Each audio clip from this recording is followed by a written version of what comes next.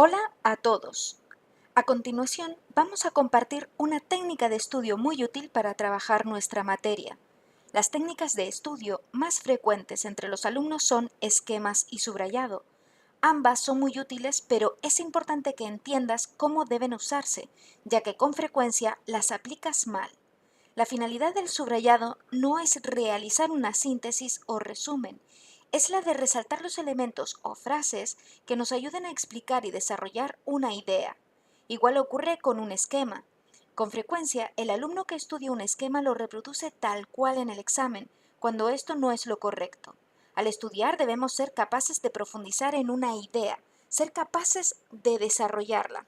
Si me limito a reproducir datos importantes pero inconexos, no demuestro mi conocimiento sobre un tema, solo mi capacidad memorística. Debes, por tanto, aprender a razonar lo estudiado.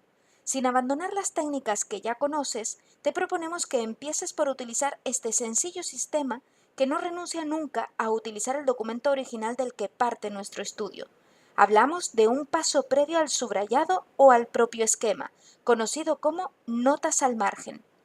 Debes empezar siempre leyendo hasta en 2 ocasiones o más, de ser necesario, el tema con el que vamos a trabajar. A continuación, apoyándonos en los márgenes, seleccionaremos los conceptos o palabras clave que nos faciliten recordar de qué nos habla el párrafo que se reproduce en el documento. Luego podemos subrayar o profundizar con símbolos, colores, cualquier cosa que ayude a la retención de datos, pero recordando que no consiste en reproducir unos apuntes como si fuéramos fotocopiadoras, sino en detectar elementos que nos faciliten el posterior desarrollo de una idea que no tiene por qué seguir el mismo orden del texto original. Vamos a probar este método para asegurarnos que no se nos acumula a todos demasiada información para los exámenes. Vamos a continuación a aplicar esta técnica a través de un ejemplo. Estamos trabajando con nuestro tema sobre el antiguo régimen y vamos a utilizar el epígrafe en el que nos habla de la sociedad estamental. Lo más importante es leer bien primero la documentación. Este tema lo tenemos que leer 1 o 2 veces, tantas como nos haga falta para comprenderlo bien, y a continuación vamos a ir subrayando aquellos elementos que nos aportan una información relevante, como por ejemplo sociedad muy desigual, existencia de privilegios, derechos de nacimiento, movilidad social escasa. También vamos a señalar aquellos estamentos que aparecen presentes, la nobleza, el clero o el tercer estado. De la nobleza podemos resaltar que es un estamento privilegiado, pero es que además nos aparecen mencionados cuáles son esos privilegios de los que disponen, la exención de impuestos, la aplicación de derechos señoriales y la ocupación de cargos políticos. Además, son poseedores de tierras. Por otro lado, el clero, recordemos que son los representantes de la Iglesia, son el estamento privilegiado. Por un lado, tienen derechos jurisdiccionales y por otro lado, exención de impuestos. También, aunque no se nos mencione, ocuparán cargos políticos. Por otro lado, ejercen una gran influencia sobre la cultura y la política y son propietarios de tierras. El tercer estado es el grupo más numeroso y variado. Son no privilegiados y entre ellos destacamos un apartado A donde se nos habla de los campesinos, el grupo más numeroso que forman casi el 90% de la población y que no tienen tierras, y el grupo B donde aparecerían representados la burguesía. Pero no solo la burguesía, que además está dedicada al comercio, sino también a este grupo hay que sumar a los artesanos, a empleados modestos de las ciudades y, como no, a los profesionales liberales, tales como abogados, médicos, etc.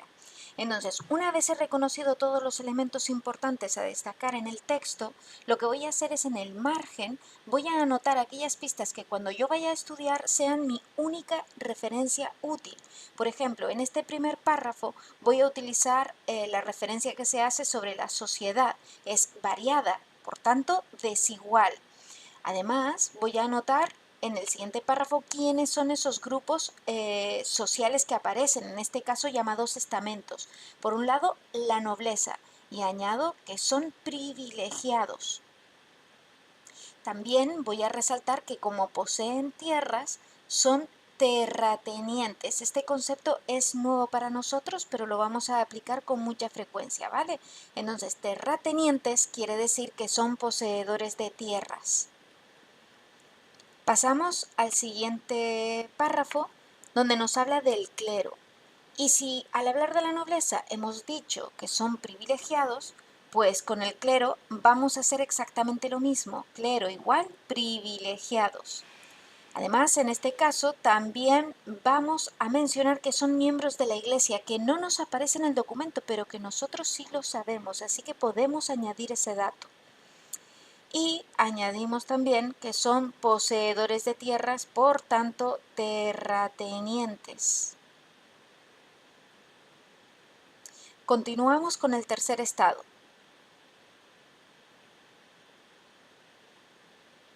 Hemos dicho de este grupo que ellos son los no privilegiados, así que lo reflejamos a continuación. No privilegiados.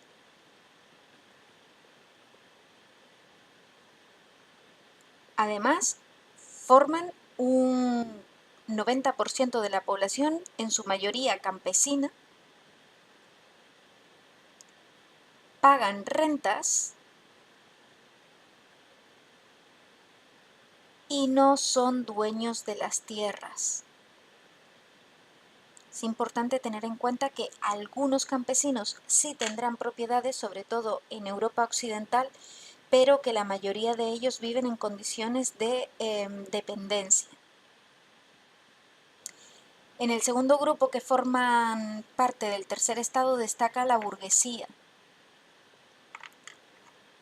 Pero no solo la burguesía, vamos a encontrar que existen también artesanos, que existen también empleados modestos y que existen también representantes de las profesiones liberales. Todos ellos van a ser aquellos que, a diferencia de los campesinos, no viven en aldeas, en el campo, sino que viven en las ciudades.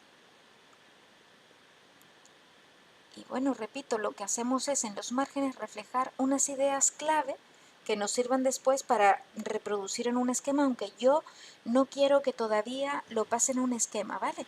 Lo que me gustaría es que aprendan a seleccionar ideas clave en los márgenes del texto para después tener siempre el texto al lado como referencia de estudio. Bueno, ahora solo queda que ustedes lo pongan en práctica. Mucha suerte, ánimo y a llevar la materia al día.